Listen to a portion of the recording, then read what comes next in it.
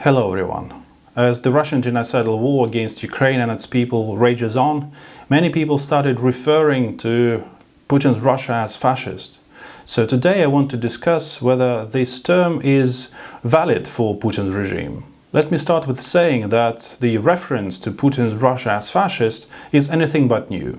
There have been attempts to compare Putin to fascist leaders of the past since at least 2004. For example, Zbigniew Brzezinski compared Putin to Benito Mussolini. By that time, Putin had already been engaged in violent terrorism. In 1999, the Russian security services, headed by Putin, organized a series of bombings of residential buildings across Russia and blamed Chechen separatists for these attacks. Then Russia carried out what Brzezinski called the inhuman and almost genocidal massacres of the Chechens, and that war propelled Putin into power. Of course, today, after the invasion of Georgia in 2008 and the ongoing genocidal invasion of Ukraine, there are even more reasons to call Russia fascist, according to Brzezinski's logic. Now, when Russian invaders bomb Ukrainian apartment blocks, hospitals, humanitarian convoys, the question is, how can it not be fascism? Only fascists can do these horrible things. I think this is not correct, and I will get back to this question a little bit later. Many people who call Russia fascist like to cite an essay, Eternal Fascism, written by Italian cultural theorist Umberto Eco. In that essay, Eco listed 14 characteristics of fascism, and proponents of calling Russia fascist think that Putin's Russia ticks all the 14 boxes. The reason for this is that all these 14 boxes are quite large, and they can hold whatever we want to see in them. They're formulated so broadly that many illiberal regimes can be characterized as fascist. But does it really help if we call all illiberals fascist? I doubt it. With all my deep respect for Umberto Eco, and he's my favorite Italian author, his essay is a prominent literary effort, but it's not historical or political science. Now let's ask ourselves a question. Why would we want to consider Putin's Russia as fascist? What does it give us? What is the purpose of this? The overwhelming majority of people use the word fascist as a swear word, or as a name for political evil. Naturally, after the horrors of the Second World War, the association between fascism and political evil is understandable. But if we reserve the word fascism for political evil, this will imply that the regimes that carried out mass murder and genocide in Cambodia, in the Soviet Union, in Rwanda, or in the territories occupied by the Islamic State are not evil. We may, of course, start calling these regimes fascist, but in this case we will make a very unfortunate mistake. We will overlook unique characteristics of communism, radical Islamism and other totalitarian ideologies.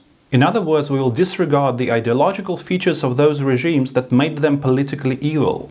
In result, we will reduce fascism to the practices of mass political violence and repressions, and then we will completely devalue the meaning of the word fascism. My argument is that calling Putin's Russia fascist is an actual insult to fascism. Let me explain why. The most useful and precise definition of fascism is the one proposed by British professor Roger Griffin.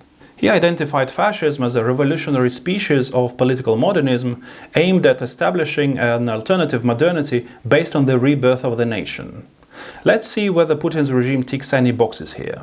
Is Putin's regime revolutionary? All known fascist movements, organizations and regimes were revolutionary, as they sought to destroy the old order in their countries, which they thought to be decadent, and establish a new order. Putin's regime is anything but revolutionary. It is the opposite of it. It is anti-revolutionary, as it suppresses all political and social reform in Russia. Does Putin's regime offer any political modernist project? The 20th century gave birth to three political modernisms: liberalism, communism and fascism. All three of them were not simply ideologies. They offered radically new but also very different ways of thinking of modernity and its driving forces. Liberalism focused on the individual, communism on classes, and fascism on nations or races. Does Putin's regime offer any vision of modernity?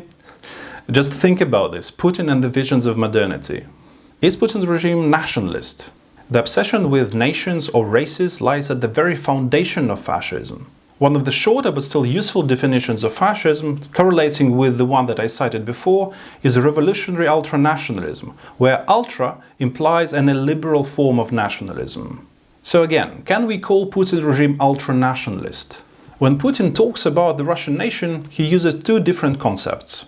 One concept is an ethnic understanding of the nation. The Russian nation emerged from a mixture of different Slavic tribes. The other concept is based on the political understanding of the nation. And on multiple occasions, Putin stressed the idea of the multinational people of Russia. He even compared Russia to a vacuum cleaner that sucked in representatives of different ethnic groups and nationalities, and that became what he called the backbone of the Russian cultural and genetic code. But Putin's understanding of nations as ethnic nations or political nations is actually quite mainstream. Yes, he does consider the ethnic Russian nation to be a state-forming nation, but this is hardly unusual in the international context. And of course, he believes that Ukrainians are part of this greater, ethnically defined Russian nation. And in order to unite Ukrainians with Russians, he is prepared to erase the Ukrainian national identity through genocide. Is this ultranationalist? Adolf Hitler was anti-Semitic. Putin is clearly anti-Ukrainian.